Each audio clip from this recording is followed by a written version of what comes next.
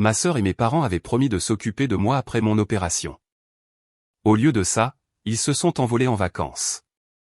Quand je l'ai appelée, elle a lancé sèchement « Débrouille-toi.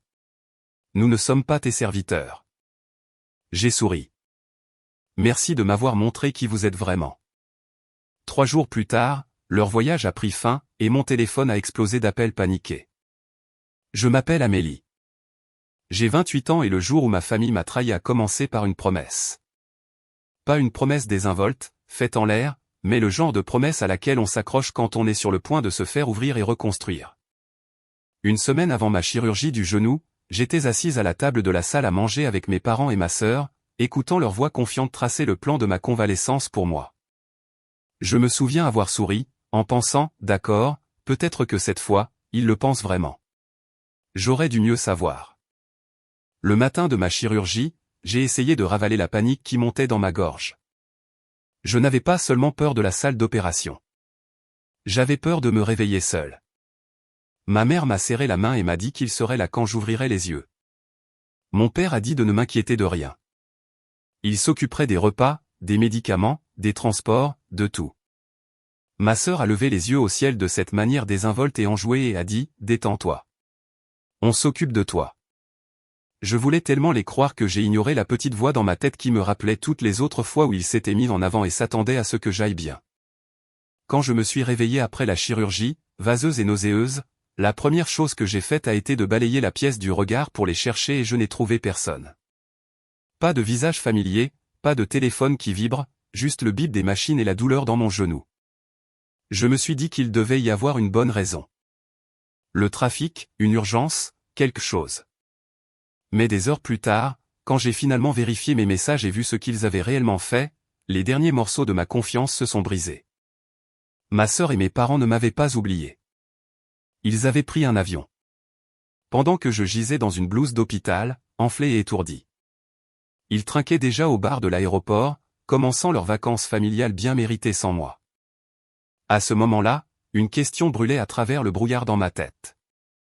Si les personnes qui vous ont élevé peuvent s'en aller quand vous avez le plus besoin d'elles, que valent vraiment leurs promesses? Avant que je vous dise ce que ma sœur a dit quand je l'ai finalement appelée et comment je leur ai fait regretter chaque seconde de ce voyage, dites-moi, quelle heure est-il là où vous êtes en ce moment, et d'où regardez-vous? Je suis curieuse de voir jusqu'où cette histoire de famille et de trahison voyagera. La première nuit après ma chirurgie, le silence était plus fort que la douleur. J'étais allongé dans mon lit d'hôpital, la jambe bandée et lourde, m'attendant à moitié à ce que mon téléphone s'allume avec un « on se gare maintenant » ou « on arrive dans 5 minutes ».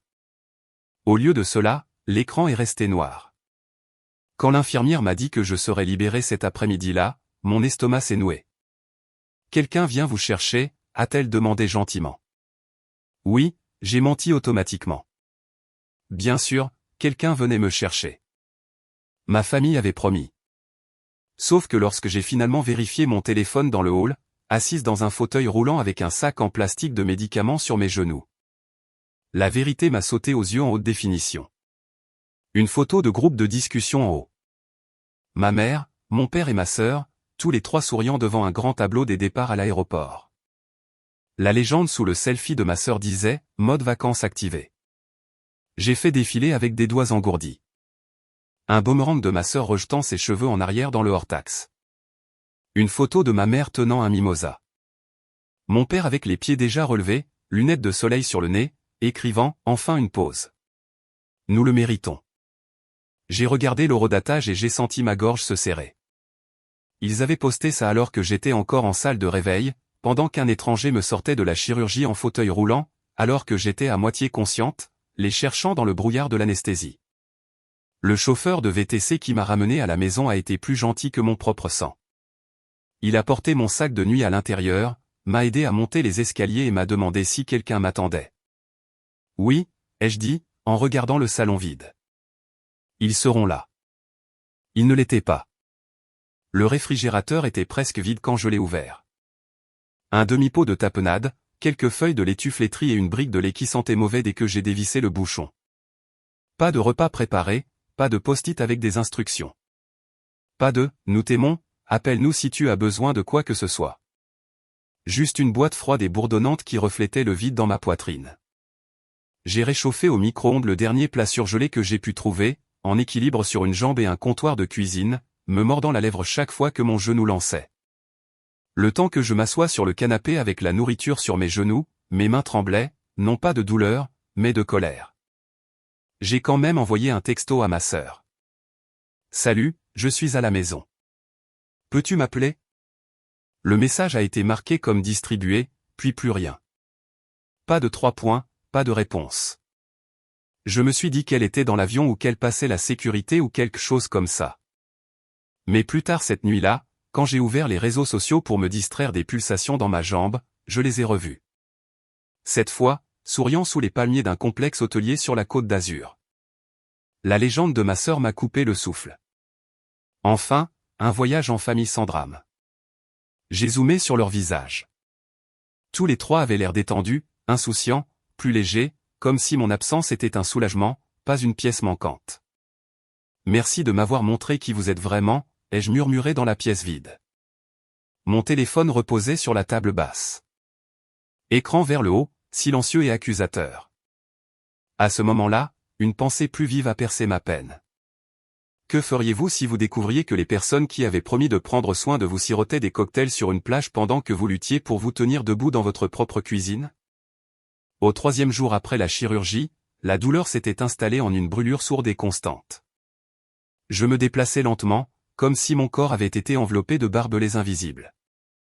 Chaque trajet du canapé à la salle de bain ressemblait à un test que je n'avais pas accepté de passer. Je rationnais mes analgésiques avec soin parce qu'il n'y avait personne pour me le rappeler, personne pour remarquer si j'en prenais trop ou pas assez. L'infirmière m'avait dit de garder ma jambe surélevée et glacée, mais les poches de glace étaient en bas et ma patience était presque épuisée. Vers midi, après avoir failli trébucher sur mes propres béquilles en essayant de chauffer une conserve de soupe, j'ai craqué. J'ai attrapé mon téléphone et appelé ma sœur, mon pouce appuyant sur le bouton d'appel plus fort que nécessaire. La ligne a sonné 2 fois avant qu'elle ne décroche. En arrière-plan, j'entendais des vagues et des rires, l'écho lointain de la musique. Quoi, a-t-elle répondu, déjà irritée. Salut, ai-je dit, essoufflé à force de bouger. J'ai vraiment besoin d'aide ici, je peux à peine rester debout assez longtemps pour cuisiner. Le réfrigérateur est vide, et j'ai failli tomber dans les escaliers. Quand est-ce que vous rentrez? Elle a soupiré comme si je venais d'interrompre quelque chose de légèrement ennuyeux. Pas comme si je demandais des soins de base après une chirurgie majeure. Amélie, tu as 28 ans, pas 8, a-t-elle lancé sèchement. Le médecin a dit que tu es mobile avec des béquilles, n'est-ce pas? Débrouille-toi. Nous ne sommes pas tes serviteurs. Le mot serviteur m'a frappé plus fort qu'aucun analgésique ne pourrait l'atténuer. Pendant une seconde, je ne pouvais plus respirer. Des images ont déferlé dans mon esprit. Les fois où je l'avais conduite à des fêtes tard dans la nuit pour qu'elle n'ait pas à payer pour un transport. Les week-ends où j'avais gardé notre cousin pour que nos parents puissent sortir. Les vacances que j'avais passées à cuisiner seul pendant que tout le monde prenait des selfies et publiait des légendes, tant en famille. Je ne te demande pas d'être ma servante, ai-je dit doucement, ma voix tremblante. Je te demande de faire ce que tu as promis. Elle a ri, un son bref et sec. Nous avions besoin de ce voyage.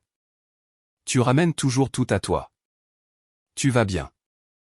Arrête de faire ton cinéma. En arrière-plan, quelqu'un a crié son nom et elle a répondu joyeusement, sa voix de vacances instantanément plus douce, plus vive. Puis elle est revenue à moi, son ton redevenant froid. Écoute, ma batterie est presque morte. Je t'enverrai un texto plus tard. Bien sûr, ai-je dit, et même moi, j'ai été surprise de mon calme. Merci de m'avoir montré qui tu es vraiment, elle a ricané. Oh, s'il te plaît, ne commence pas avec j'ai mis fin à l'appel. Pendant une minute entière, j'ai regardé mon reflet sur l'écran noir. Mes cheveux étaient en désordre, mes yeux fatigués, mais il y avait quelque chose de nouveau là, une acuité que je n'avais pas vue auparavant. Ils avaient toujours compté sur moi pour comprendre, pardonner, m'adapter. J'étais la raisonnable, celle qui arrangeait les choses. Cette version de moi venait d'être ouverte en même temps que mon genou.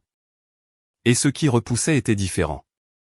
Quand Sophie, ma meilleure amie, m'a envoyé un texto pour prendre de mes nouvelles plus tard dans la journée. Comment tiens-tu le coup? Je n'ai pas édulcoré les choses. Je lui ai envoyé une photo du réfrigérateur vide et je lui ai tout raconté. Elle m'a appelé immédiatement. Amélie, c'est n'importe quoi. Elle a dit, ils t'ont laissé seul après une chirurgie et sont partis en vacances. Ce n'est pas seulement égoïste. C'est cruel. J'ai dégluti difficilement. L'entendre à voix haute le rendait plus réel. Qu'est-ce que je suis censé faire? Ai-je demandé. Attendre qu'il revienne et prétendre que tout était un malentendu. Sophie est restée silencieuse un moment. Ou, dit-elle lentement. Tu pourrais arrêter de leur donner le pouvoir de te blesser comme ça. Tu as été leur filet de sécurité pendant des années. Et si cette fois, tu leur faisais sentir ce que c'est quand tu prends du recul? Ces mots se sont logés dans mon esprit comme une graine. J'ai regardé autour de mon petit salon en désordre, des flacons de pilules sur la table, des couvertures jetées sur les chaises, des béquilles appuyées contre le mur, et j'ai réalisé que même si je me sentais brisé, j'étais toujours debout. Peut-être, juste peut-être, que leur abandon pourrait devenir mon tournant. Si les personnes les plus proches de vous vous montrent que vous êtes jetable, quoi de plus puissant que de leur montrer que vous pouvez vivre sans elles? Le lendemain matin, je me suis réveillé avec une étrange sensation de clarté. La douleur était toujours là, mais ma concentration avait changé. Au lieu de fixer mon téléphone, attendant des excuses qui ne viendraient peut-être jamais. J'ai ouvert mon application de notes et j'ai commencé une nouvelle liste intitulée « Choses que je peux contrôler ». C'était pathétique au début. 1. Quand je prends mes médicaments. 2. Quand je glace mon genou. 3. Ce que je mange aujourd'hui. Mais plus j'écrivais, plus la liste devenait mordante. 4. Sur qui je compte. 5. Qui a accès à moi. 6. Combien de temps encore je les laisserai me faire sentir petite. Ce jour-là est devenu un montage de victoires maladroites. J'ai trouvé comment porter un petit sac à dos sur ma poitrine pour pouvoir déplacer des choses d'une pièce à l'autre sans les faire tomber. J'ai commandé des courses en ligne et j'ai laissé le livreur les déposer à ma porte, puis j'ai utilisé une chaise pour pousser les sacs dans la cuisine. Chaque petit succès ressemblait à un doigt d'honneur à la version de moi qui avait cru que je ne pouvais pas fonctionner sans l'aide de ma famille. Quand Sophie est venue ce week-end-là, elle a apporté de la vraie nourriture, une pile de repas congelés et un très long chargeur de téléphone. Nous avons parlé pendant des heures et lentement, l'histoire est passée de je ne sais pas quoi faire à voici ce que je vais faire. Tu sais ce qui est le pire? Lui ai-je dit en grattant l'étiquette de ma bouteille d'eau. Ils reviendront, feront comme si de rien n'était, peut-être qu'ils présenteront de vagues excuses pour un mauvais timing, puis ils s'attendront à ce que je redevienne la personne fiable. Sophie a haussé un sourcil. Alors ne les laisse pas faire, dit-elle simplement. Tu n'as pas besoin de crier ou de casser des choses. Change simplement les règles. S'ils te traitent comme si tu étais optionnel, fais-leur sentir ce que c'est quand tu cesses de te montrer, toi aussi. Nous avons commencé à élaborer des scénarios comme si nous planifions un casse. Et si j'arrêtais de répondre immédiatement à leurs appels? Et si j'arrêtais de nettoyer leurs dégâts, à la fois littéraux et émotionnels?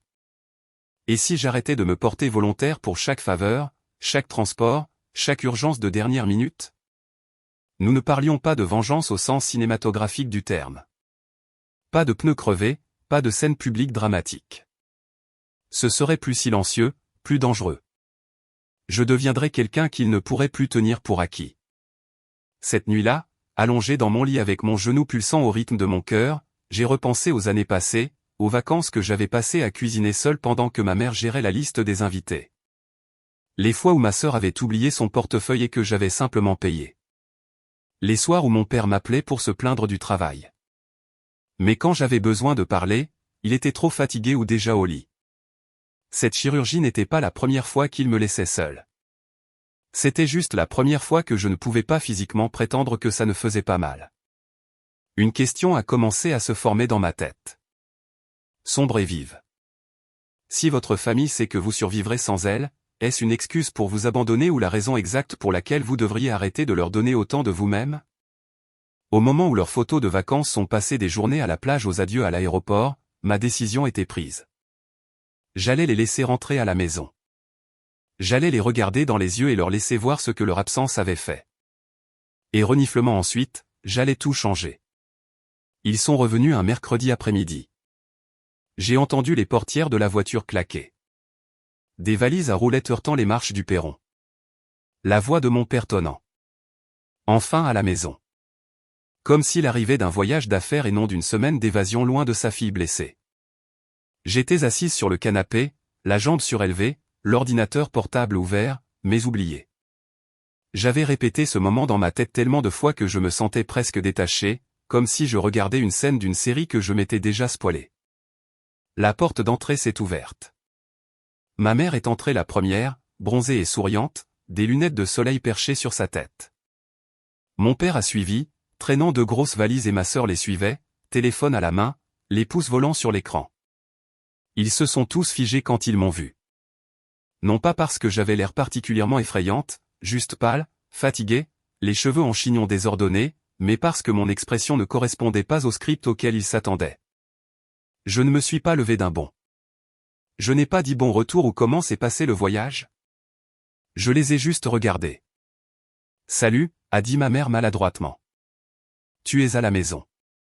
Où serais-je d'autre, ai-je demandé calmement. Ma voix semblait différente, plus basse, mais plus lourde. Mon père s'est raclé la gorge. Comment te sens-tu? Marches-tu bien? Je me remets, ai-je répondu. Surtout seul? Les mots flottaient entre nous comme de la fumée. Ma sœur a levé les yeux au ciel, déjà hérissée. Oh mon Dieu, ça recommence. A-t-elle marmonné. Amélie, ne commence pas un drame. Nous avions besoin de ces vacances. J'ai laissé échapper un rire qui nous a tous surpris. Vous aviez tellement besoin de vacances que vous m'avez laissé seul après une chirurgie? Ai-je demandé. Vous aviez promis que vous seriez là, vous vous souvenez? Où est-ce que vos cocktails ont réinitialisé vos mémoires? Ma mère a tressailli. Amélie, ce n'est pas juste. A-t-elle dit, nous pensions que tu irais bien. Le médecin a aussi dit que j'aurais besoin d'aide la première semaine. Les jeux coupés. J'ai failli tomber dans les escaliers en essayant de trouver de la nourriture. J'ai géré mes médicaments seul. J'ai dû commander des courses parce qu'il n'y avait rien ici. Vous n'avez pas seulement mal jugé. Vous vous êtes choisi et vous m'avez laissé gérer les conséquences.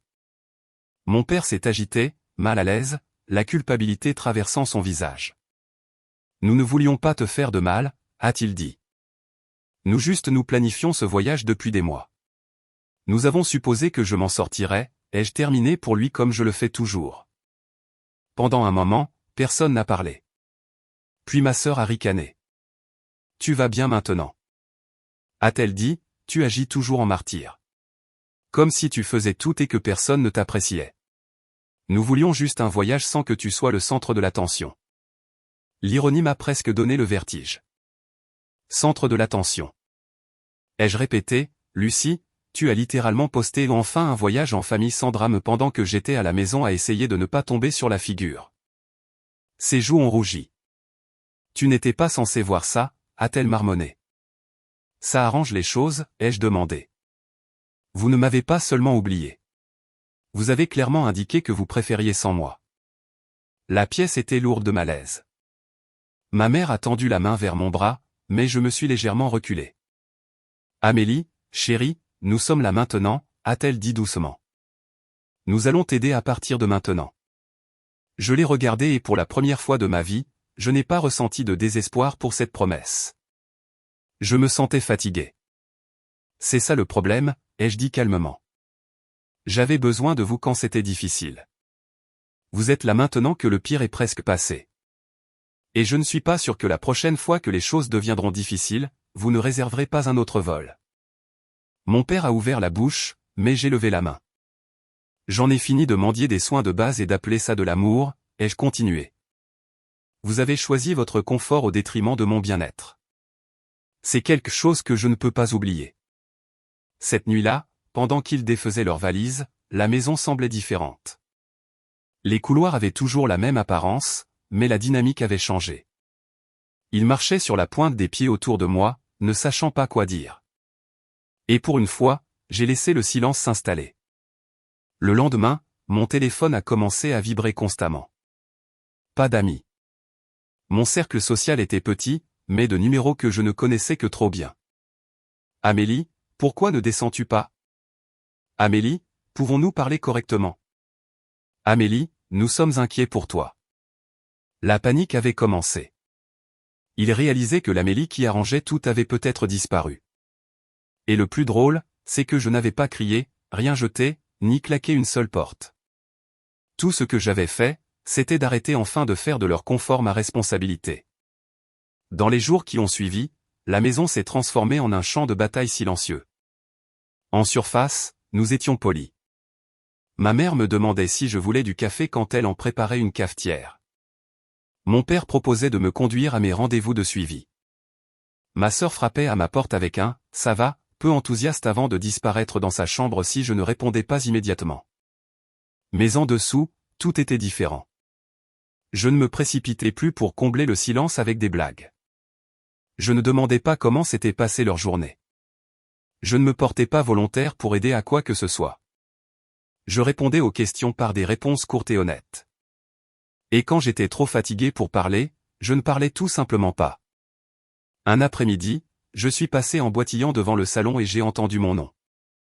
Je me suis arrêté juste hors de vue. Elle ne laisse vraiment pas passer ça, a dit ma sœur, la frustration épaisse dans sa voix.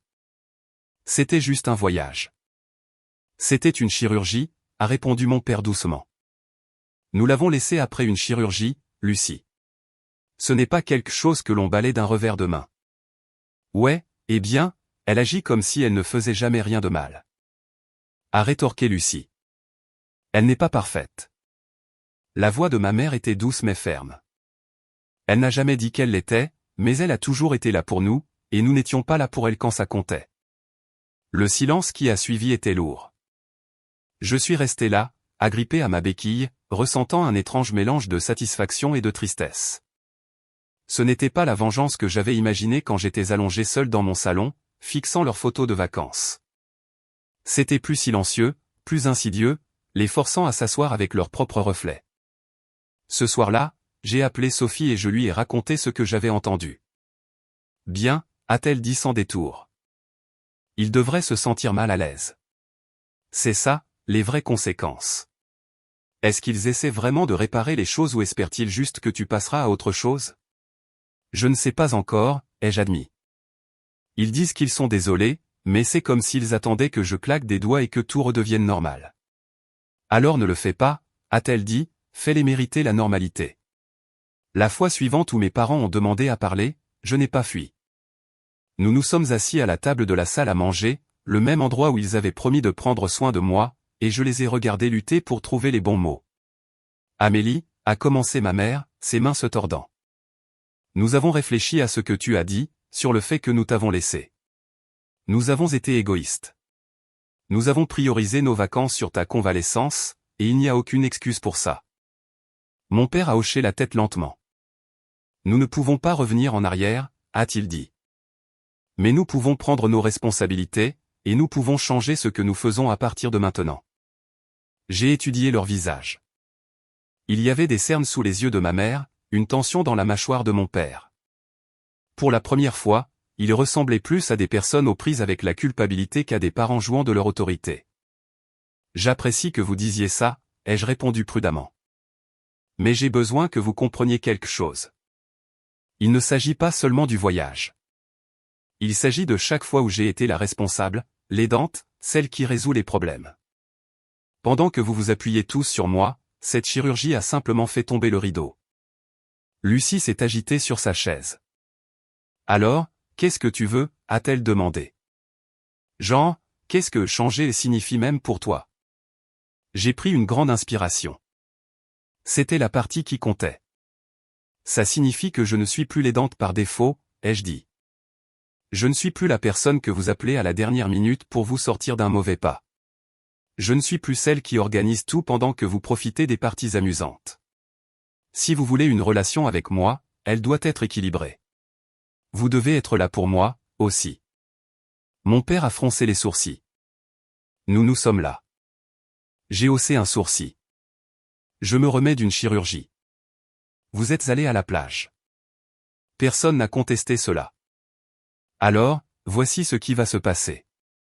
Ai-je continué? Je déménage dans quelques mois, quand je serai complètement guéri. J'ai déjà commencé à regarder des appartements. Je serai toujours votre fille, mais je ne serai plus le système de soutien intégré que vous pouvez ignorer jusqu'à ce que vous ayez besoin de quelque chose. Le visage de ma mère s'est décomposé. Amélie, s'il te plaît. Nous pouvons faire mieux. Ne déménage pas à cause de ça. Je déménage parce que j'aurais dû le faire il y a longtemps, ai-je dit doucement. Ceci l'a juste rendu évident. Vous ne me perdez pas complètement. Mais vous perdez la version de moi qui se sacrifiait pour que vous puissiez rester confortable. Un silence épais est tombé sur la table. J'ai fini mon eau, je me suis levé et j'ai posé mes mains sur mes béquilles.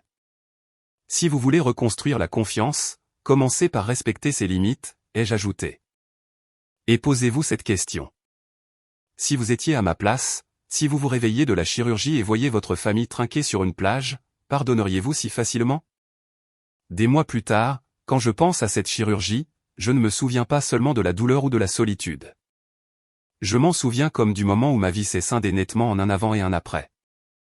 Avant, j'étais la personne fiable, celle qui réparait tout, la fille qui facilitait la vie de tout le monde. Après, je suis devenu quelqu'un à qui même moi j'ai dû m'habituer, une femme qui connaissait sa valeur et était prête à s'éloigner, même si elle aimait les gens qu'elle quittait. Mon genou a guéri lentement mais sûrement. La kinésithérapie était brutale, mais chaque fois que je parvenais à un nouveau mouvement, je ressentais une vague de fierté qui n'avait rien à voir avec ma famille. Je prenais mes propres rendez-vous, trouvais mon propre chemin pour y aller, coordonnais les transports avec des amis ou des services de covoiturage quand j'en avais besoin. Mes parents proposaient de me conduire parfois, et occasionnellement je les laissais faire, mais je m'assurais que c'était un choix, pas une attente. J'ai emménagé dans un petit appartement d'une chambre donnant sur une rue bruyante de Lyon. Ce n'était pas luxueux, mais c'était à moi. J'ai acheté ma propre vaisselle, mes propres serviettes, mon propre canapé moche mais confortable. La première nuit dans mon nouveau logement, je me suis assise par terre avec des barquettes de plats à emporter étalées autour de moi et j'ai ressenti une sorte de paix que je n'avais jamais ressentie sous le toit de mes parents. La liberté n'arrive pas toujours en fanfare. Parfois, elle ressemble à une expiration silencieuse. Ma famille n'a pas disparu quand j'ai déménagé. Ils appelaient, envoyaient des textos, parfois ils rendaient visite, hésitant au début, comme s'ils approchaient un animal sauvage qui pourrait s'enfuir. La différence était que je ne laissais plus tout tomber pour m'adapter à eux. Si j'étais fatigué, je le disais. Si je ne voulais pas parler, je laissais mon téléphone sonner. Si ma sœur demandait une faveur de dernière minute, je pesais si je voulais vraiment aider au lieu de dire oui par réflexe. Lentement, la dynamique a changé. Ma mère a commencé à demander « Est-ce que c'est le bon moment ?» avant de déverser son stress. Mon père a commencé à écouter plus et à parler moins quand nous parlions. Ma sœur, le changement a été plus lent avec elle. Elle ne s'est pas excusée correctement au début. Pendant longtemps, elle a enrobé sa culpabilité dans des blagues. « Tu te souviens quand tu faisais tout un drame à propos de notre départ en vacances ?» disait-elle, testant le terrain. Je la regardais droit dans les yeux. « Tu te souviens quand tu m'as dit de me débrouiller seule après la chirurgie ?» répondais-je. Les blagues ont cessé. Un soir, des mois après mon déménagement, elle est venue seule. Elle a apporté des plats à emporter et une bouteille d'eau pétillante et nous nous sommes assises sur mon canapé avec les lumières de la ville scintillant à travers la fenêtre. J'ai pensé à ce que j'ai dit, a-t-elle lâché finalement. Au téléphone, débrouille-toi. Nous ne sommes pas tes serviteurs. C'était dégoûtant. Je ne l'ai pas laissé s'en tirer. C'était cruel, ai-je acquiescé. Elle a dégluti. J'étais jalouse, a-t-elle admis. Tu as toujours été celle qui a tout sous contrôle. Maman et papa comptent sur toi pour tout. J'avais l'impression d'être juste en trop. Et quand tu as eu besoin d'aide, je me suis convaincu que tu irais bien parce que tu es toi. Ça n'excuse rien. Je veux juste que tu saches que je comprends maintenant. J'ai observé son visage attentivement. Il n'y avait aucune attitude défensive cette fois. Juste une honnêteté brute et inconfortable. Tu ne peux pas effacer ce qui s'est passé, ai-je dit doucement. Mais tu peux décider qui tu vas être à partir de maintenant. Veux-tu être la sœur qui m'a laissé seule après la chirurgie, ou celle qui est présente même quand ce n'est pas pratique? Elle a essuyé ses eyes, agacée contre elle-même de pleurer. Je veux être celle qui est présente, a-t-elle dit d'une voix rauque. Je sais que je ne mérite pas un pardon automatique, mais je suis prête à le mériter. Pour la première fois, je l'ai cru. Nous ne nous sommes pas enlacés dans un moment de télévision dramatique. Nous avons simplement continué à manger, à parler, laissant l'espace entre nous se remplir de quelque chose de nouveau. Pas une confiance aveugle, cela prendrait plus de temps, mais une connexion prudente et choisie. Quant à mes parents, ils ont dû vivre avec un changement permanent, eux aussi. Quand mon père a eu un léger problème de santé des mois plus tard, ils m'ont appelé en panique, habitué à ce que je passe en mode crise. J'ai pris de leurs nouvelles, je me suis assuré qu'ils avaient ce dont ils avaient besoin, mais je n'ai pas tout laissé tomber pour me précipiter et gérer leurs émotions. Ils ont géré ça entre eux, avec les médecins, avec d'autres parents. Ils ont réalisé à leurs dépens que je n'étais plus leur soutien émotionnel intégré. Et étrangement, nous sommes tous devenus un peu plus égaux après cela. Parfois, quand je raconte cette histoire, les gens me demandent si je regrette quelque chose. Si je regrette d'avoir raccroché au nez de ma sœur ce jour-là. Si je regrette de leur avoir fait sentir tout le poids de ce qu'ils ont fait. Si je regrette d'avoir déménagé au lieu de rester et de me contorsionner pour redevenir la version de moi avec laquelle ils étaient à l'aise. Je ne regrette rien. La vérité est que leur trahison m'a donné quelque chose que je n'aurais peut-être jamais trouvé autrement. Le courage de me choisir. Ils m'ont montré exactement où je me situais sur leur liste de priorités. J'ai décidé de réécrire cette liste. En commençant par mon propre nom en haut. Maintenant, quand mon téléphone s'allume avec leurs appels, ce n'est pas parce qu'ils supposent que je vais tout arranger. C'est parce que lentement, ils ont commencé à comprendre que notre relation est un privilège, pas une garantie. Et chaque fois que je réponds, c'est parce que je le veux, pas parce que je me sens obligé.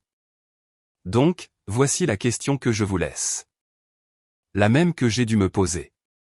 Quand les personnes les plus proches de vous vous montrent qui elles sont vraiment, allez-vous vous rabaisser pour qu'elles restent à l'aise? Ou allez-vous enfin vous affirmer, même si cela signifie être seul pendant un certain temps? Notre équipe chez les récits de revanche se consacre à la création de scénarios significatifs et riches en émotions qui explorent la famille, la trahison et la croissance personnelle. Toutes les histoires sur cette chaîne sont entièrement fictives et sont conçues uniquement pour transmettre des leçons de vie et des messages éducatifs positifs à nos spectateurs. Ce script met en lumière l'importance du respect de soi, de l'établissement de limites et de la reconnaissance des dynamiques familiales malsaines. À travers la vengeance tranquille d'Amélie et son parcours vers l'indépendance, les spectateurs sont encouragés à réfléchir à leurs propres relations et à la valeur de la responsabilité émotionnelle. Cela nous rappelle que la vraie famille est bâtie sur le soutien, la responsabilité et le soin mutuel, pas seulement sur des liens de parenté.